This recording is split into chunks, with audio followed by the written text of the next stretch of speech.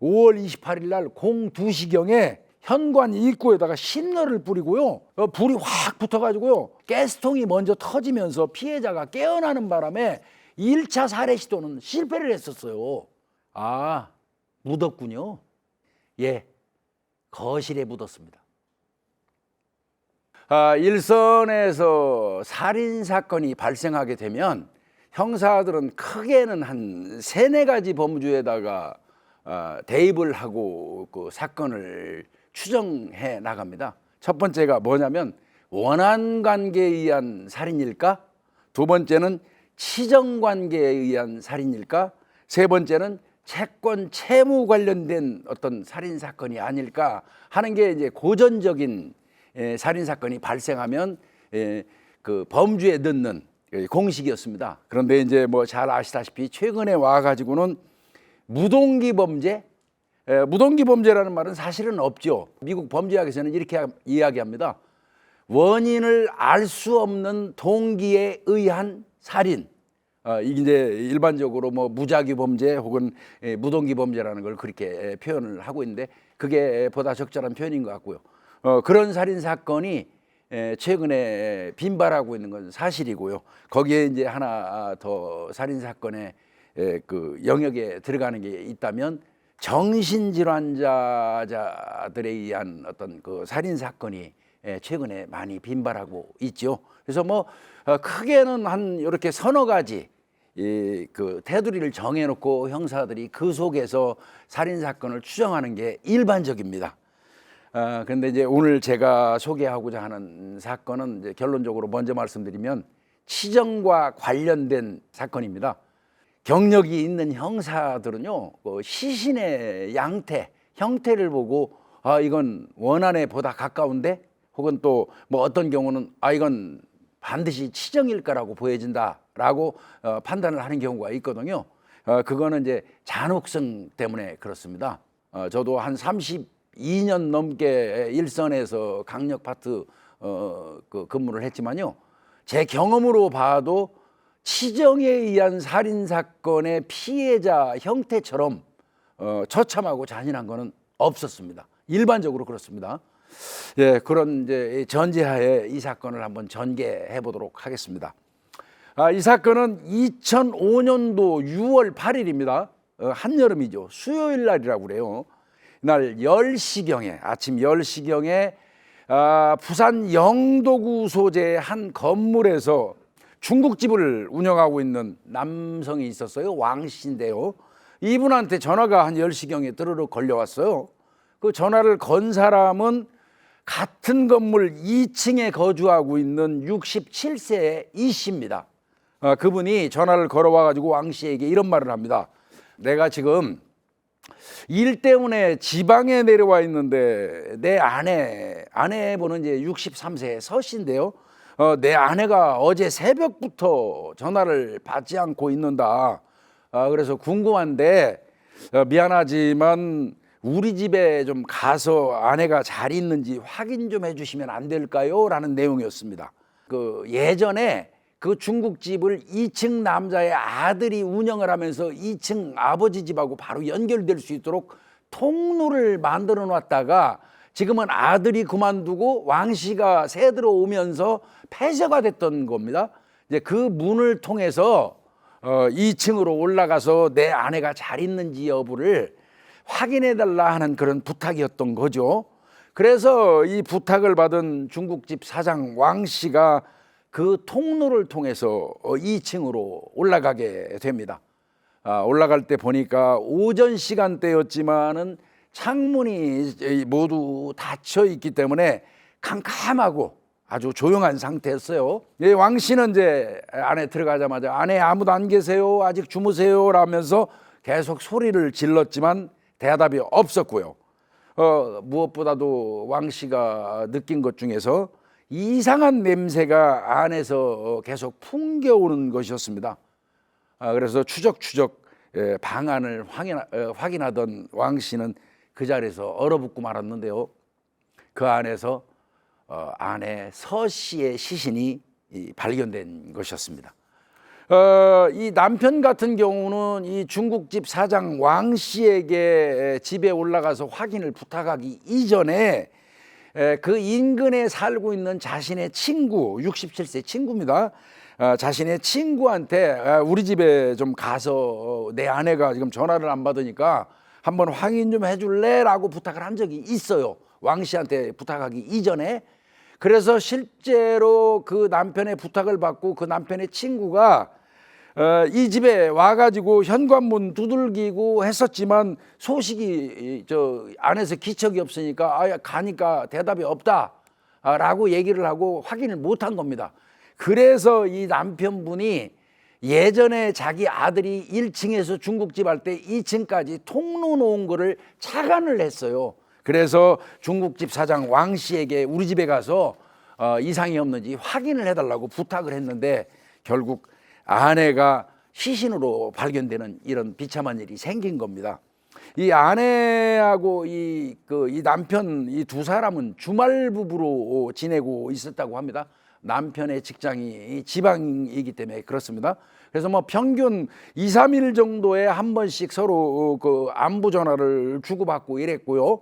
당일날에도 새벽 6시부터 눈 뜨자마자 아내에게 전화를 했는데 지속적으로 아내가 전화를 받지 않았던 그런 상황이었습니다. 자, 그러면 이 현장은 어떤 상태였느냐?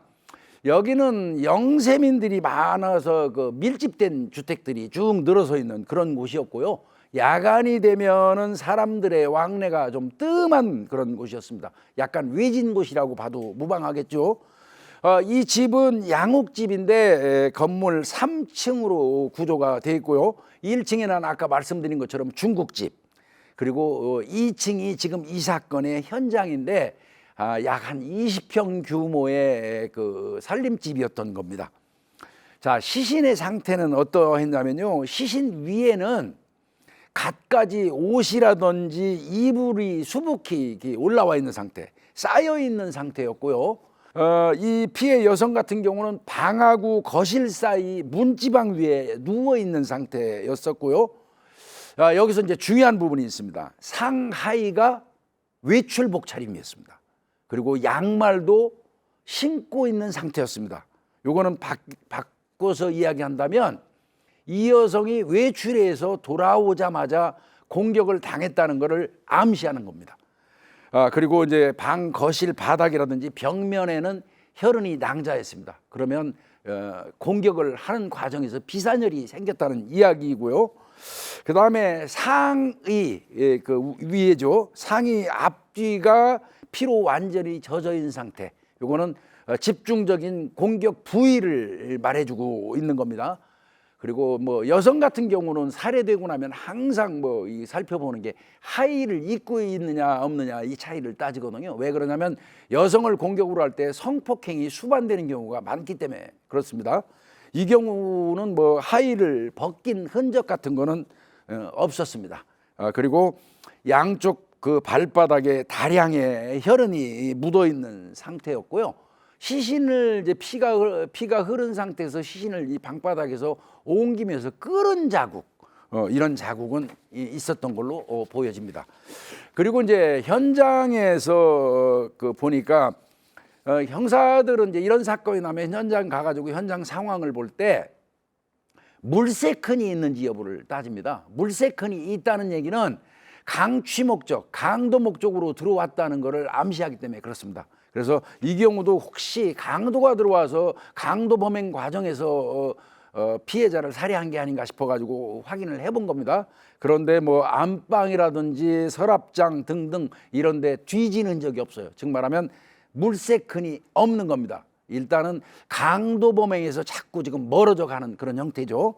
그 다음에 이 시신을 덮고 있는 그 옷과 이불 같은 경우는요, 원래 이 옷은 건넌방에 있는 그 옷장에 있던 옷들을 갖다가 시신을 덮어놓은 거거든요. 그래서 이 범인이 건넌방의 옷장 속에 옷이 많다는 것을 알고 있었을 가능성이 많다. 즉 말하면 면식범 쪽으로 유추해도 괜찮겠다 하는 생각을 가지게 되죠. 그리고 아까 이 왕 씨가 2층으로 올라갈 때 아침 10시경이지 않습니까? 2층으로 올라갈 때 집이 깜깜했다고 했거든요. 그 이유는 확인을 해봤더니 그 집에 있는 두꺼비 집이라고 그러죠. 휴지를 내려버린 겁니다. 그러니까 전반적으로 집의 전원이 차단되면서 집이 깜깜했던 거예요. 그런데 집주인이 이 전원을 내릴 이유는 없지 않겠습니까? 그렇다면 이거는 범인의 행동으로 보아도 무방합니다. 즉 말하면 범인이 일부러 살해 이후에 나가면서 전원 스위치를 내리고 갔다, 이렇게 보는 게 맞을 것 같습니다. 뭐 현장에서 여러 가지 지문 채취 등 뭐 이런 그 감식 활동을 했지만 특별한 거를 경찰이 발견하지는 못한 것 같습니다. 결국 이제 이런 경우에는 부검을 의뢰하게 되죠. 이 사건도 이제 부검을 의뢰를 했습니다. 그 부검 결과를 보니까요, 범인은 예리한 칼 종류로 신체 앞면을 공격했습니다. 앞쪽을. 특히 머리 부분과 우측 옆구리에 집중이 돼 있죠. 아까 상체가 젖어 있었다고 말씀드렸지 않습니까? 그러고요, 머리 앞뒤에 14개의 상처, 머리 앞뒤에 14개의 상처, 그 다음에 상체에 11군데의 상처, 합치면 25군데 정도 공격을 상체만 집중적으로 한 거죠. 거기에 더해서 방어은이라고 그러죠. 범인이 공격을 할 때 막는 과정에서 손에 상처 같은 게 생기는 거를 방어은이라고 얘기합니다. 방어은도 여러 개 있는 것으로 발견이 됐습니다. 그리고 목을 조른 흔적도 있고, 그리고 이제 부검 결과 보니까 안목 쪽에 치명상이 있는데 그게 직접 사망에 이르게 된 결과하고 연결이 됐습니다. 그리고 이제 이런 경우에는 뭐 어디나 마찬가지입니다. 살인사건 현장에 나가면 피해자의 손톱 밑이 다치지 않는 범위 내에서 피해자의 손톱을 깊숙이 깎아가지고 그거를 국과수에 감정을 해야 하거든요. 그 이유는 뭐냐면요, 피해자가 살해를 당하는 과정 같은 경우에 본능적으로 상대방한테 저항하면서 상대방을 손톱으로 긁을 수 있어요. 이런 경우에 공격하는 범인의 표피 조각이라든지 뭐 그런 게 이 손톱 밑에 들어갈 수 있거든요. 그런 경우라면 범인 DNA가 손톱 밑에서 발견되는 경우가 많기 때문에 이 경우도 손톱 밑에서 혈흔 채취하고 DNA 채취 활동을 했습니다. 지금까지 제가 설명드린 그 내용으로 그걸 기준으로 해서 현장 상황으로 이제 판단을 한번 해보자고요. 현관문으로 출입한 건 명백합니다. 이거는 이 현관문은 어떤 구조로 되어 있냐면요, 닫으면 저절로 닫히는, 잠기는 그런 구조로 되어 있는 현관문입니다. 그런데 현관문을 파손하거나 강제로 우기고 들어온 흔적이 없어요. 그리고 또 더 나아가서는 그 집의 창문을 파손한 흔적도 없습니다. 이거는 바꿔서 얘기하면 피해자가 문을 열어두었거나, 근데 열어둔 것도 말이 안 되죠. 닫히면 잠기니까요. 그러니까 궁극적으로는 피해자가 안 잠궈둔 게 아니라 열어주어서 그 사람이 들어왔을 가능성이 많다고 볼 수밖에 없는 겁니다. 이른바 얘기하는 침입 흔적이 없는 겁니다. 그러니까 외침 흔적이 없다는 거죠. 두 번째는 두꺼비 집을 내렸다는 거 자체도 이건 명백히 범인이니까요.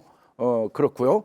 그 다음에 분명한 거는 방어은이 여러 개 있는 걸로 보아서는 피해자하고 범인 간에는 몸싸움이 있었다. 이제 이런 부분도 거기에서 드러나죠.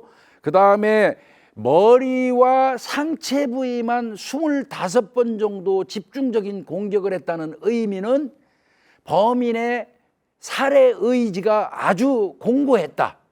이렇게 판단할 수 있는 거죠. 그러면 이제 여기서 또 형사들이 뭐 하나 더 유출을 하냐면요, 이 정도의 심한 몸싸움이 있었다면, 그러면 그런 경우에는 혹시 범인도 상처를 입었을 가능성이 있습니다. 그래서 범인이 자신도 상처를 입은 상태에서 피해자를 공격하는 과정에 본인의 몸에서 난 피가 흩뿌려지는 이른바 얘기하는 비산혈 같은 게 현장에서 발견되기도 하고 그거를 형사들이 채취해 가지고 범인을 검거하는 경우가 굉장히 많거든요. 그래서 이제 이 부분과 관련돼서도 형사들이 집중해서 찾아봤는데 그 빗자국 여러 군데 혈흔이 많은 거를 다 찍어 가지고 다른 혈액형이 있는지를 확인했어요. 그럼에도 불구하고 여기에서는 모두 피해자의 혈흔인 걸로 밝혀져서 형사들이 좀 실망을 하기도 합니다. 그리고 아까 말씀드린 것처럼 지문은 일체 찾지 못했어요. 특히 두꺼비 지문을 내릴 때 반드시 잡아서 내려야 되기 때문에 거기에서 지문이 나올 가능성이 있다고 판단을 했던 건데 거기마저도 지문은 나오지 않았습니다. 자, 그리고 범행 시간대를 한번 추정을 해보자. 이렇게 이제 보면요, 이 피해 여성분이 퇴근하는 시간은요 01시부터 01시 반 사이입니다. 양말도 벗지 않고 외출복 그대로 살해됐기 때문에 집에 도착하자마자 살해됐다. 그러면 퇴근 시간 01시부터 옷을 벗기 직전까지 계산해 가지고 02시까지, 즉 말하면 귀가와 동시에 바로 귀가 직후에 사건이 발생했다, 이렇게 볼 수 있는 거죠. 그렇다면 범인은 피해자가 오기를 기다리거나 아니면 피해자와 같이 들어갔을 가능성, 면식범이기 때문에 이렇게 두 갈래로 볼 수가 있을 것 같습니다. 그런데 만일 피해자와 같이 그 한밤중에 그 집에 들어갔다면 어떤 관계일까요?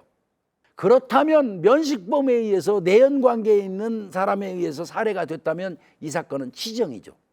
그런데 이렇게 서두에 형사들이 나름대로 그 상황을 종합해 가지고 이 사건 성격을 규정해 놓고 수사를 딱 들어가려고 그러는데 형사들이 그냥 좌절하는 현장 증거물이 딱 하나 발견이 됩니다. 족적이 발견이 됐는데요, 별무늬 모양의 혈흔 족적입니다. 그러니까 피를 밟은 그 발자국입니다. 근데 별무늬 모양이라고 그래요. 그런데 사이즈가요 235에서 240mm입니다. 이거는 즉 말하면 여성의 발 사이즈 정도밖에 안 되는 겁니다. 이게 현관문으로 향하고 있었거든요. 이걸 발견을 했어요. 그렇다면 이 사건의 범인은 여자라면 치정관계는 애초부터 성립이 안 되죠. 아니면 아주 작은 체구의 남자, 아니면 미성년자일까? 이때부터 이 담당 형사들이 혼란에 빠지게 되어버린 겁니다. 어찌됐건 모든 가능성을 염두에 두고 이 수사는 진행할 수밖에 없는 겁니다. 그래서 뭐 가장 형사들이 현장에서 살인사건 발생하면 기초적으로 하는 수사 다 들어갑니다. 뭐 볼 것도 없이 피해자의 계좌 추적, 금융 거래 내역 다 뽑죠. 그 다음에 피해자의 통화 내역 다 뽑죠. 그 다음에 피해자 주변에 있는 사람들 주변 탐문합니다. 그 다음에 그 인근에 거주하고 있는 유사수법 전과자들 하나하나 불러다가 1대1 마크하면서 당일날 알리바이 다 깹니다. 이건 뭐 기본적이고 의례적인 그런 수사 활동이죠. 근데 그게 사실은 현장에서 제일 하기 싫은 수사인 건 맞습니다. 그럼에도 불구하고 그게 완전히 조사가 되지 아니하면 다른 사건 방향으로 진행을 할 수가 없기 때문에 그걸 할 수밖에 없습니다. 자, 이렇게 조금 전에 제가 말씀드린 뭐 통화 내역, 주변 탐문 이런 것 등등을 쭉 하다 보니까 그 과정 속에서 4사람의 용의자가 도출됩니다. 자, 첫 번째 용의자 45살의 남성입니다. 이 사람은 피해자, 지금 사망한 여성하고 금전 거래가 있었습니다. 5천만 원 정도의 채권 채무 관계가 있습니다. 즉 말하면 여성이 45세의 남성에게 5천만 원을 빌려준 겁니다. 채권자예요. 그런데 이 남성 같은 경우는 현재 사업이 실패해가지고 도주 중에 있는 사람입니다. 즉 말하면 수배자예요, 거의. 그래서 이 남성을 이 수사하기 위해서 가족들을 형사들이 설득을 합니다. 지금 뭐 사업 실패해가지고 돈 때문에 도망다니는 거하고 우리하고는 관련 없다. 우리는 지금 살인사건 수사를 하는 중이고 이 살인사건과 당신의 그 관계, 용의점만 우리는 파악하면 된다. 그러니까 사실대로 얘기해달라 해가지고 가족을 설득해서 통화는 됩니다, 경찰과. 그래서 6월 8일 이 사건이 발생할 당시에 이 45세 남성은 지방에 있었던 것이 명백히 확인이 되었습니다. 즉 말하면 용의자군에서 탈락된 겁니다. 배제해도 되는 겁니다. 자, 두 번째 그 용의자가 있었습니다. 이 두 번째 용의자는 돌아가신 이 여성분의 아들입니다. 왜 아들이 용의자군에 들어갔을까요? 이 아들은요, 사업을 실패하고 난 이후에 수시로 이 피해자 어머니에게 찾아와서 지원 요청을 했다고 그래요. 손바닥 벌린 겁니다. 그런데 뭐 마냥 자식이라도 돈 대줄 수는 없잖아요. 거절을 하다 보니까 여성이 엄마와 그 아들 간에 상당히 심한 다툼이 있었다, 이런 그 이야기가 있었기 때문에 용의자 군에 올라갔습니다. 그래서 경찰이 이 아들을 추적해 가지고 또 당일날 6월 8일 날 알리바이를 조사하니까 사건 당일날 PC방에 있었음이 확인이 됐습니다.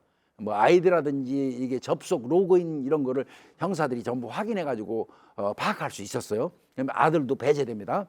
세 번째는 남편입니다. 이게 좀 서글픈 게요, 아내나 남편이 살해되고 나면 본의 아니게 형사들 입장에서는 제1용의자군의 배우자를 두거든요, 일단은. 그래서 일단 배우자를 털어버리고 다른 쪽으로 수사를 진행하는 게 그 원칙이거든요. 그래서 여기에서도 남편 이 씨, 67세 된 이 씨가 용의자군에 오르지 않을 수가 없었어요. 그렇지만 뭐 이분도 뭐 궁극적으로는 지방에 있었던 게 확인이 되죠. 이분은 집에서 이분이 일하고 있는 지방까지 차로 1시간 정도의 거리라고 합니다. 거기에 있었다고 하고요. 근데 이제 경찰이 이 남편을 자꾸 의심한 이유가 있어요. 새벽부터 유난히 자주 전화를 걸고 뭐 친구한테도 우리 집 좀 가봐라, 중국집 사장님한테도 우리 집 좀 가봐라, 이렇게 시켰잖아요. 남편은 사실 궁금해서 시켰지만 형사들의 입장, 의심이 가득 찬 형사들의 입장에서는 스스로 본인의 알리바이 만들려고 일부러 그렇게 시킨 거 아니냐, 이렇게 볼 수도 있거든요. 그렇지만 분명한 거는 지방에 있었다는 게 이분의 휴대폰 기지국 위치로 확인이 됐어요. 그러니까 남편도 배제가 됩니다. 자, 세 사람 털었습니다. 마지막으로 한 사람 남았습니다. 네 번째 사람은 누구냐면요, 67세의 권모 씨입니다. 권모 씨. 이 사람하고 이 권모 씨는 누구냐면요, 지금 이 남편의 30년 지기 친구입니다. 30년 지기 친구고요, 한 동네에 거주합니다. 그리고 피해자가, 돌아가신 여성분이 이 권 씨로부터 5천만 원을 빌렸어요. 채무자입니다. 그런 관계에 있습니다.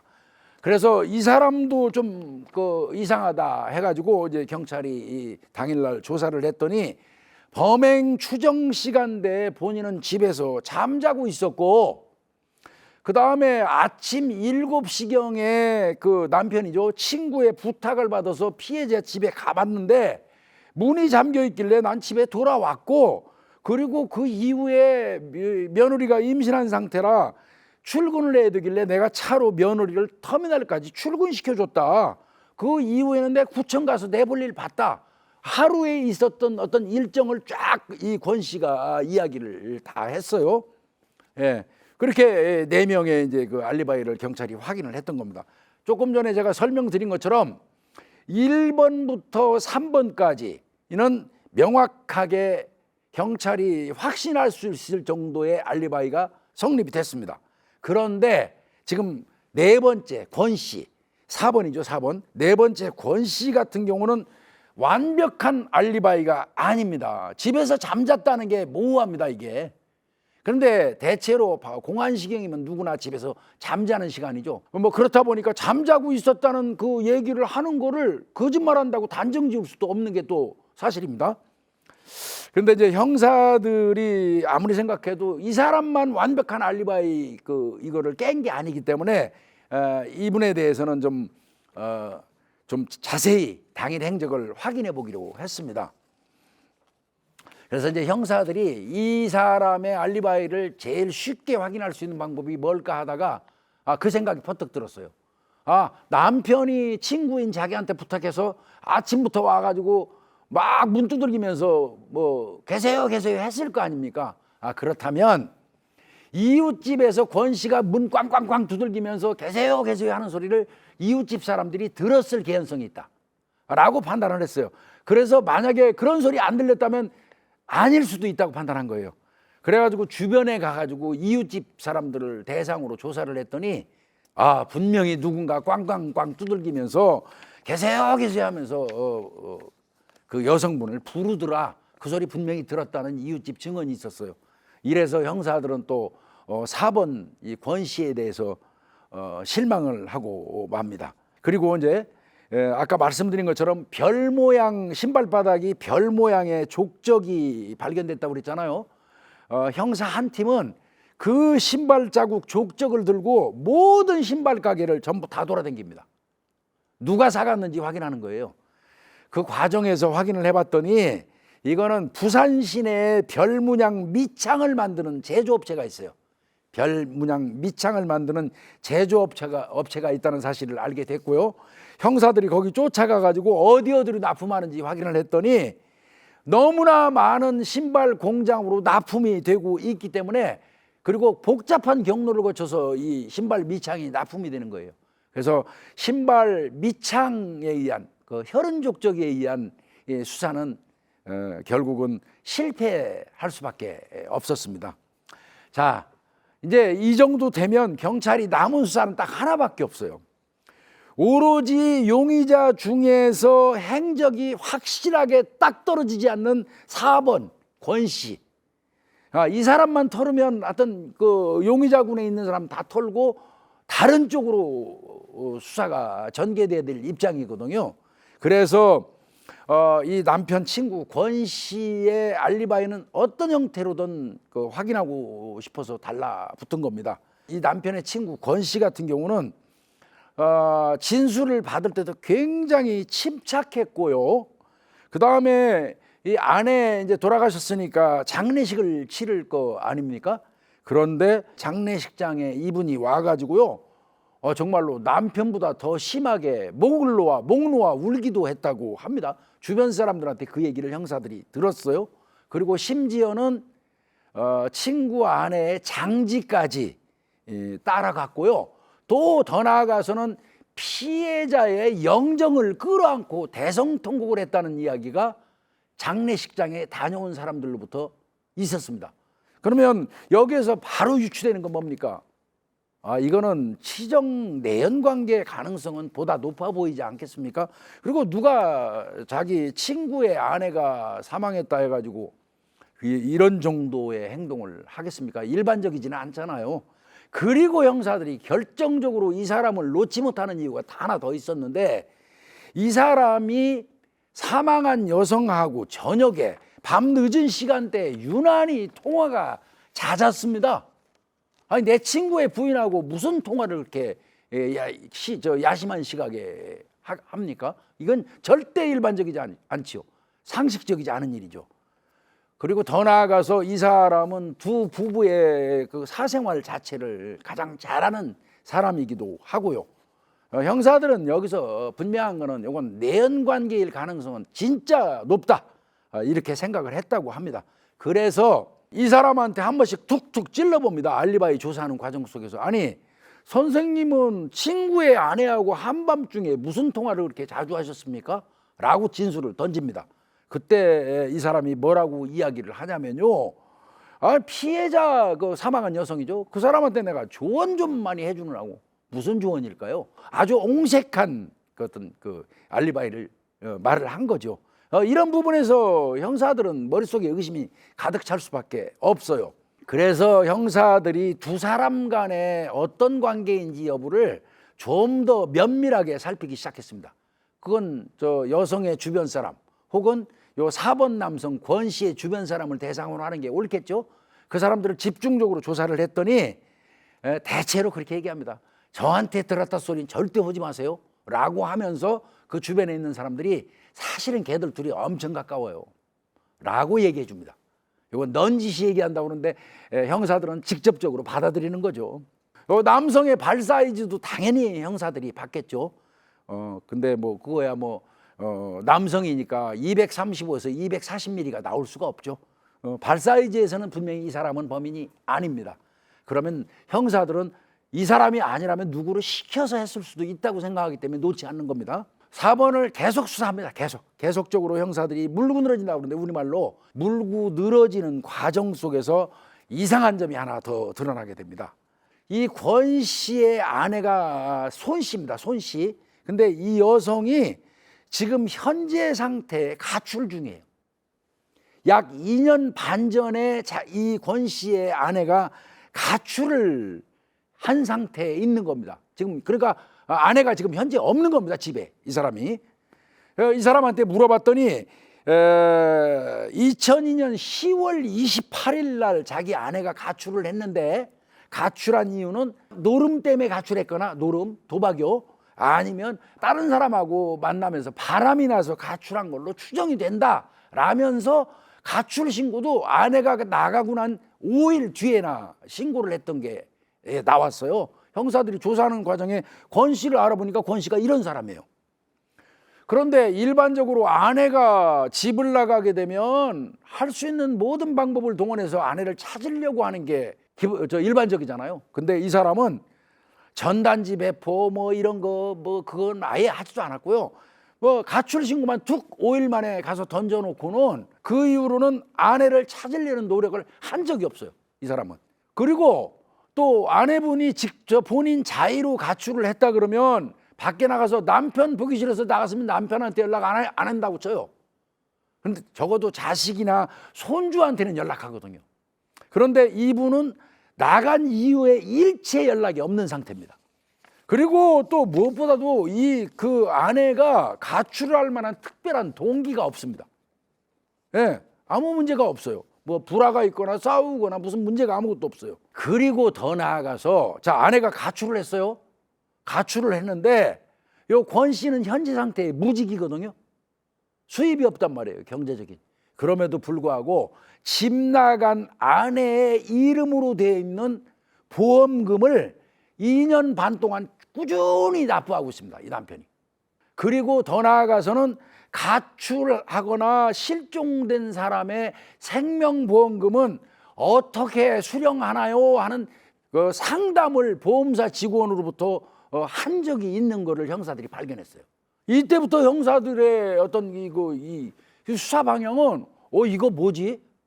지금 전자에 사망한 여성 살인 사건을 조사하는 과정에서 용의자로 부상한 이 권 씨 주변을 조사하다 보니까 얼토당토한테 권 씨 아내의 실종마저도 심상치가 않은 겁니다. 이거는 뭔가 이 일련의 이 살인 사건과 이게 지금 쭉 뭐 연결이 되는 것 같은 느낌. 그리고 솔직히 뭐 말씀드리지만 형사들은 조사하는 과정에서 뭔가 이 일반인들이 느낄 수 없는 어떤 촉 같은 게 작동하고 발동하기 시작합니다. 일단은 이 아내하고 관련된 그 어떤 그 아내 행적과 관련된 이런 내용도 한번 진술을 한번 받아보기로 했어요. 이건 이제 형사들 입장에서는 우회 압박이라고 그래요. 돌아서 이제 우회로 아내 쪽을 중화하면서 한번 압박을 해보자. 이런 그 수사 방침을 세웠어요. 그래가지고 이렇게 얘기합니다. 가출한 아내분하고는 부부 사이 좋았나요? 하고 질문합니다. 이 사람 아무 문제 없었다. 아닌데요. 우리가 조사한 바에 따르면 자주 다투셨다는데요. 라고 말했어요. 그랬더니 아니다. 그 사람 바람나서 나간 거다. 무슨 다퉜다고 얘기를 하냐. 누가 그러느냐. 이렇게 얘기해요. 자, 형사들이 또 물어봤습니다. 아내분이 가출할 때 휴대폰 들고 갔나요? 라고 물어봤습니다. 이 사람이 뭐라고 얘기하냐면요. 글쎄 그런 것 같은데요. 라고 얘기했어요. 근데요. 요 휴대폰과 관련된 거는 형사들이 이 남편한테 진술을 받기 이전에 이 남편의 아들, 그러니까 가출한 여성의 아들로부터 미리 1차 조사를 했어요. 형사들이. 그때 엄마가 가출한 거 맞죠? 예, 맞습니다. 소지품 다 놓고 갔다며요. 예, 휴대폰도 놓고 갔어요. 이런 얘기를 형사들이 미리 들었거든요. 그런데 모르는 척하고 이 남편한테 물어본 겁니다. 직접 출근합니다. 아들이 무슨 소리야 당신 말이야. 아들이 저 엄마 가출 직후에 보니까 휴대폰 집에 놓고 가서 집에서 다 봤다고 그러던데 당신도 봤다고 그러던데 또 지갑도 거기 집에 그냥 그대로 두고 갔다는데 어디 가려면 휴대폰이나 지갑은 들고 가야 될 거 아닙니까? 차비하려면요. 근데 그 부분 안 가져갔다는 거 이 부분과 관련돼서 당신 생각은 어때요? 어떻게 생각해요? 라고 물어봤더니 고개를 흔들면서 이때부터 옆에서 관찰한 형사의 눈에는 이 사람의 눈빛이 엄청나게 흔들리기 시작했답니다. 거짓말하는 이 범인들의 아주 그냥 그 외견상 느껴지는 거 있죠. 엄청나게 노련한 정과가 많은 놈들한테 많은 그 사람들한테는 안 통하지만 그렇지 않은 사람들은 굉장히 자기가 궁지에 처했을 때 취하는 행동이었어요. 입이 말라가지고 침을 자꾸 삼켜요. 입술에 침을 자꾸 바릅니다. 그리고 말을 더듬습니다. 그 증상이 여기에서 계속 나오고 있었어요. 예, 형사들이 이제 침이 마르시나 봐요, 입이 마르시나 봐요 하면서 물을 갖다 줍니다. 물을 갖다 줄 때 일부러 딱딱한 플라스틱이나 유리컵에다 물을 주는 게 아니에요. 만지면 물렁한 종이컵 거기에다가 물을 되도록 많이 따라서 갖다 줍니다. 역시 여기서도 그랬어요. 일부러 종이컵을 건네면서 관찰을 했는데요. 종이컵이 우그러들면서 떨면서 물이 질질질 흘렀습니다. 손을 떨지 않으려고 종이컵을 꽉 잡기 때문에 나타나는 현상입니다. 여기에서 형사들은 거의 확신했다고 그래요. 이거 살인사건 2건이다. 이렇게 거의 확신했다고 그래요. 그렇지만 지금 현재로서는 어떤 직접적인 증거는 없는 겁니다. 한 10시간 가까이 조사를 받았어요. 그리고 당장에 뭐가 드러난 건 아니기 때문에 일단 이 사람을 귀가시킵니다. 이러던 중에 아까 최초 현장 나가가지고 감식하면서 피해자의 손톱 밑을 깊숙이 깎았다고 그랬잖아요. 국과수 의뢰했잖아요. 거기에서 손톱 밑에 낀 혈흔 DNA 감정 결과가 형사들한테 드디어 도착이 됐습니다. 누구의 DNA였을까요? 바로 권 씨였습니다.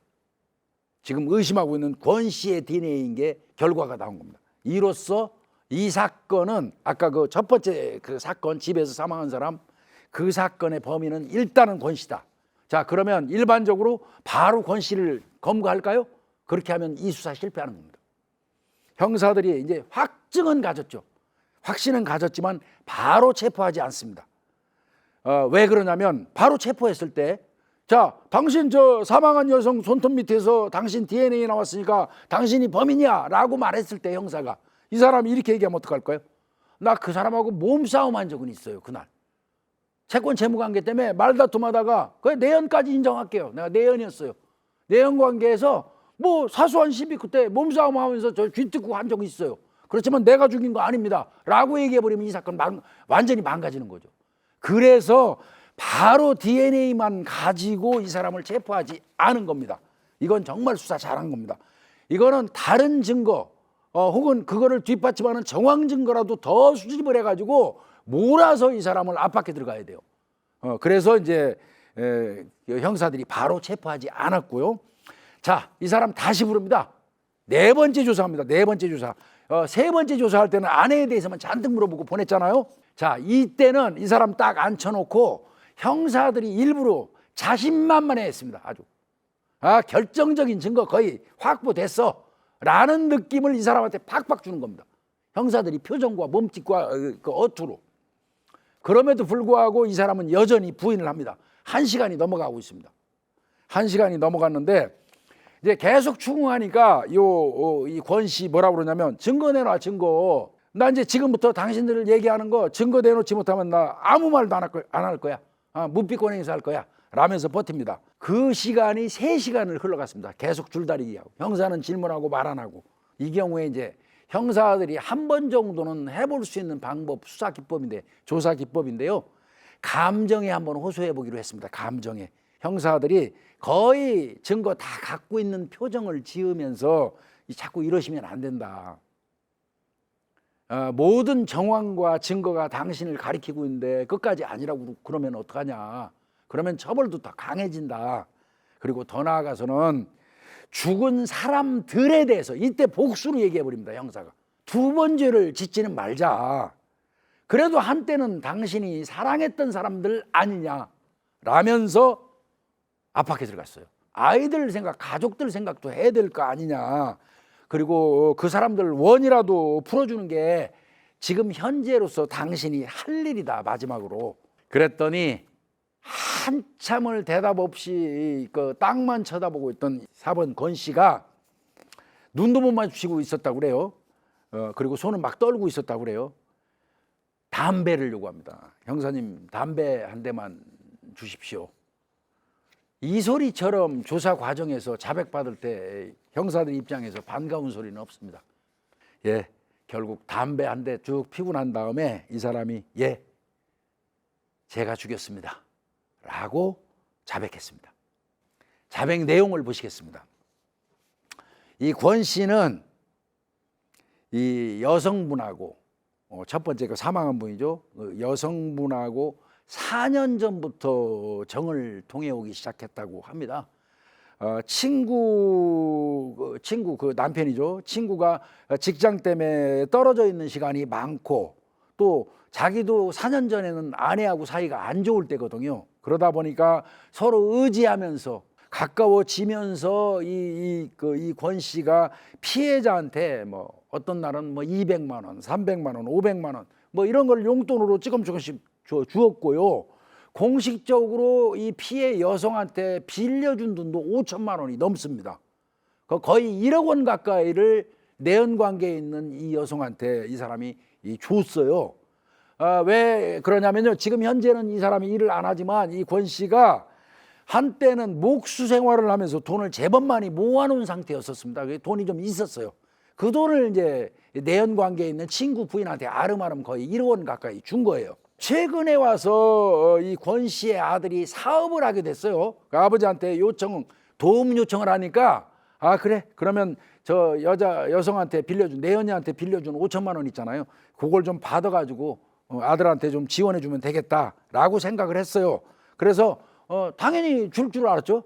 그 당신 그 빌려준 거 그거 좀 줘. 우리 아들이 좀 사업 좀 한대. 그랬는데 피해자가 냉정하게 거절했습니다. 그거 나 빌려준 거야? 준 거 아니야?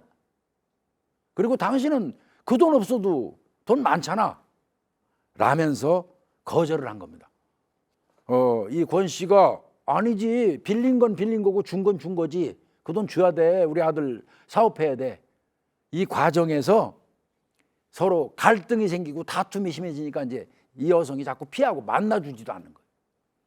여기서부터 괘씸하다고 생각했고 복수하겠다고 이 사람이 마음을 먹은 겁니다. 그래서 한 번 범행에 살해한 게 아니에요. 아까 6월 8일에 범행했잖아요. 5월 28일 먼저 시도합니다. 그 전에 5월 28일 날 02시경에 피해자 집에 찾아가서 현관 입구에다가 신너를 뿌리고요, 불을 질러버립니다. 불이 확 붙어가지고요, 죽으라는 거죠, 불나서. 그런데 다행히도 가스통이 먼저 터지면서 피해자가 깨어나는 바람에 1차 살해 시도는 실패를 했었어요. 그게 이제 검거가 안 되고 드디어 두 번째 6월 8일 날 피해자의 퇴근 시간에 맞춰서 이 사람이 집을 나서면서 등산모 딱 써요. 등산모자 쓰고 장갑 딱 착용하고 등산 배낭에다가 흉기를 딱 담고 출발을 합니다. 가만히 생각하니까 나중에 발자국이 또 신경이 쓰이는 겁니다, 이 사람이.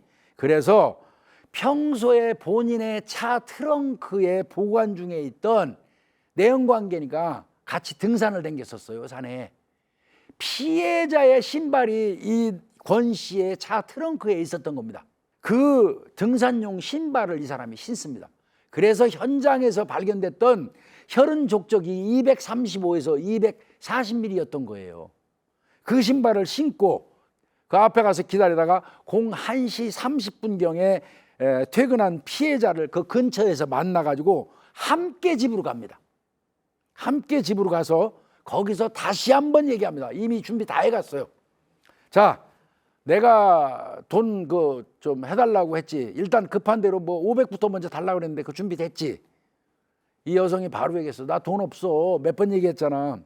이 말 나오자마자 이미 준비했잖아요. 미리 준비했던 흉기로 살해를 공격을 시작한 건데, 공교롭게도 이 사람이 준비한 이 그 흉기의 그 크기가 작다 보니까 여러 번, 또 거기에다가 피해 여성이 저항하면서 그 버티니까 그 과정에서 살해하기까지 25번의 공격이 있었던 겁니다. 그리고 이제 본인이 살해한 다음에 자신의 양말에 피가 젖어 있어서 현관에 벗어둔 그 피해자 등산화를 신고 다시 방으로 들어와서 장롱에서 옷들을 꺼내 갖고 시체 위에다 덮어버리고 시신 발견을 조금이라도 늦추려고 두꺼비집을 내리고 집으로 갔다는 겁니다. 권 씨가 살해한 게 명확합니다. 자, 그러면 형사가 얘기합니다. 자, 지금부터는 아내로 갑시다. 부인도 죽였죠? 단도직입적으로 얘기합니다. 팔딱 듭니다. 무슨 소리냐? 그 여자 나 싫어서 도망간 여자야. 이때 형사들이, 이것도 이제 하나의 일종의 신문 기법인데요. 한숨 푹 쉰 다음에 한참 생각하다가 형사가 이렇게 얘기했어요. 아이, 딴 얘기 하지 말고요. 아내분 지금 어디 있어요? 아내 지금 어디 있어요? 라고 갑작스럽게 콱 찌르고 들어가니까 이 사람이 얼떨결에 집에 있어요 해버린 겁니다. 집에 있어요. 집에 있는 거죠. 살아서 있는 건지 죽어서 있는 건지 모르지만 집에 있는 겁니다. 이게 얼떨결에 집에 있어요 했기 때문에. 이 사람이 이사한 적이 있거든요. 권 씨가. 형사가 바로 치고 들어갑니다. 어느 집에 있다는 거예요? 지금 있는 집에 있다는 거예요? 전에 살던 집에 있다는 거예요? 어느 집에 있다는 거예요? 이 사람 바로 얘기했습니다. 지금 사는 집이요. 근데 지금 사는 집은요, 작은 방 하나에 거실 겸 주방만 있는 집이에요. 그러니까 형사가 여기서 더 얘기할 필요도 없이 그렇게 얘기했죠. 아, 묻었군요. 예, 거실에 묻었습니다. 또 얘기합니다. 이게 단순할수록 좋습니다. 이런 데 질문은. 왜 죽였어요? 저를 무시해서요. 싸우다 엉겹결에 목 졸라 죽였어요. 라고 대답했습니다. 이 권 씨 아내는 58세인데요. 2002년 10월 28일 날 살해하고, 목 졸라서 살해하고, 방 안 구석 그 바닥을 파내가지고 시신을 거기다 집어넣고 흙을 덮은 다음에 시멘트를 발라놨던 겁니다. 조사가 이제 다 끝나갈 무렵에 어차피 시신 발굴한다고 이제 형사들이 발굴하러 가야 되니까요. 얘기하니까 할 말이 하나 더 있습니다. 뭔데요? 빨리 가서 시신 발굴해야죠. 이 사람이 이런 얘기했습니다. 머리는 안방에 있습니다. 안방에 있는 머리도 찾아달라는 겁니다. 이왕 발굴하는 거. 머리가 있는 위치를 알려줍니다. 그게 바로 요 권 씨가 항상 누워서 자고 있는 머리맡 바로 밑이었습니다. 거기에다가 아내의 머리는 별도로 묻었던 겁니다. 그래서 형사가 물어봤답니다. 당신 잘 때 안 무섭던가요? 물어봤더니 무섭지는 않았고요. 늘 가까운 곳에 있다는 생각이 들어서 잘 때마다 미안하다고 인사를 하고 잠들었었습니다. 라고 말했습니다.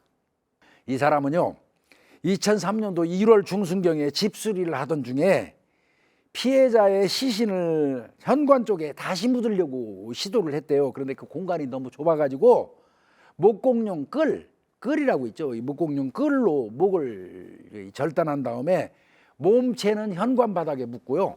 머리는 방 바닥 쪽으로 해가지고 자기 머리맡 밑에다가 묻었던 겁니다.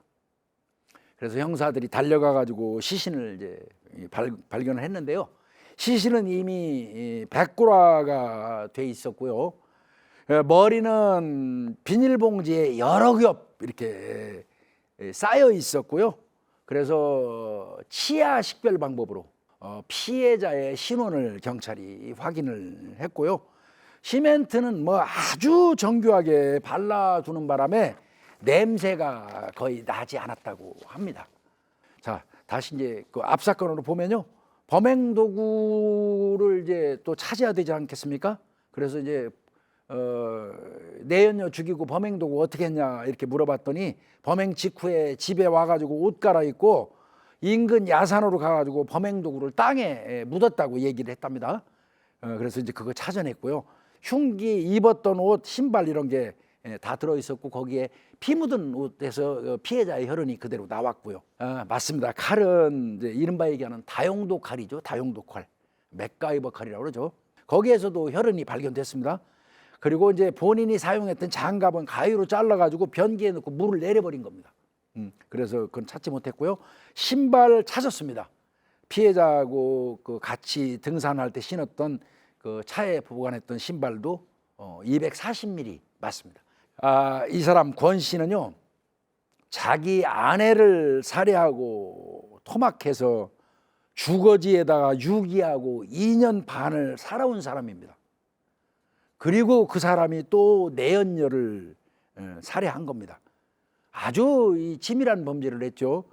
내연녀 신발을 신고 가질 않나, 친구 부탁받고 일부러 가서 막 소리치면서 찾기도 하고 울고불고 하면서 장례식에서 영정 끌어안고 울고 장지 따라가고. 그런데 그 행동이 일반적이지 않기 때문에 형사들은 오히려 의심한 겁니다.